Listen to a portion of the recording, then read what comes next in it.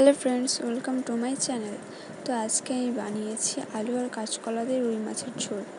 তো আলু কাঁচকলা দিয়ে রুই মাছের ঝোল বানানোর জন্য প্রথমে আমি কড়াইতে তেল দিয়ে নিয়েছি।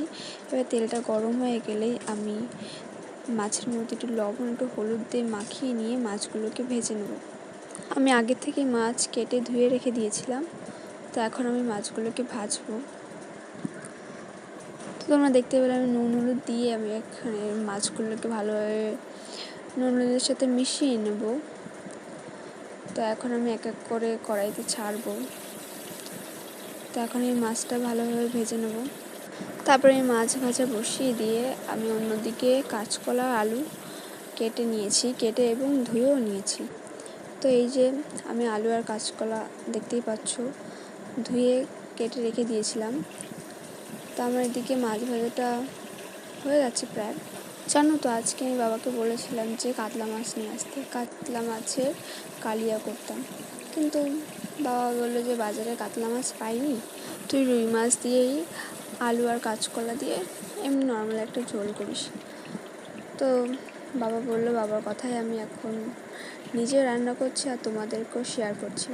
তোমরাও চাইলে বাড়িতে এরকম নর্মাল প্লেন রুই মাছের ঝোল বানিয়ে নিতে পারো।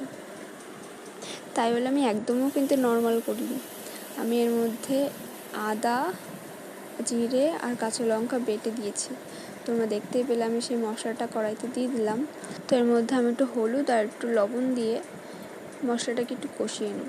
তোমাদেরকে আমি আগেও বলেছি যে কোনো মশলা যখনই রান্না করো না কেন মশলাটা একটু ভালোভাবে কষিয়ে নেবে, দেখবে যে কোনো রান্নায় খুব সুন্দর একটা আলাদাই স্বাদ আসে।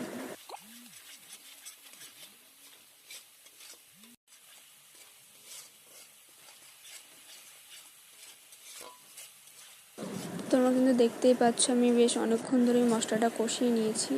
তো এখন এর মধ্যে আমি সে আলু আর কাঁচকলাগুলো দিয়ে দেবো।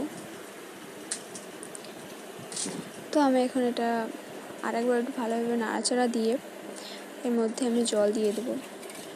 জল দিয়ে কিছুক্ষণ ঢেকে রাখবো। তোমরা যদি চাও যে আমি অন্যরকম কোনো রেসিপি দেবো, তোমরা আমাকে কমেন্টে বলতে পারো, আমি সেই রান্নাগুলো রেসিপি দেওয়ার চেষ্টা করব। তো তোমরা দেখতেই পেলে আমি অনেকক্ষণ ধরে নাড়াচাড়া দিলাম। তো এখন এর মধ্যে আমি জল দিয়ে দেবো। জল দিয়ে এখন একটু ঢাকা দিয়ে রেখে দেবো। তো কিছুক্ষণ পর আমি ঢাকনাটা খুললাম। তরকারিটা বেশ অনেকটাই ফুটে এসছে। তো আমি এখন এটা একটু নামিয়ে রাখবো। যে মাছটা ভেজে রেখেছিলাম না, সেই মাছটার মধ্যে আমি তরকারিটা ঢেলে রাখলাম। তো এখন একটু কড়াইতে তেল দিয়ে একটু জিরে ফোড়ন দেবো। তো গোটা জিরে আমি দিয়ে দিলাম কড়াইতে। একটু গরম হলেই আমি সেই তরকারিটা একেবারে ঢেলে দেবো। তোমরা দেখতেই পাচ্ছ আমি ঢেলে দিলাম। তো এটা ঢালার সময় যা ভয় লাগে, তোমাদেরও কি একই রকম প্রবলেম হয়? আমার তো খুব ভয় লাগে। আমি তো এক হাত দূর থেকেই ছাড়ি যে যদি আমার গায়ে পড়ে যায়। যাই হোক, তা আমি এখন একটু নাড়াচাড়া দিয়ে ঢেকে রাখবো কিছুক্ষণ। তো ফ্রেন্ডস দেখতেই পাচ্ছ আমার কিন্তু মাছের ঝোলটা পুরো কমপ্লিট হয়ে গেছে।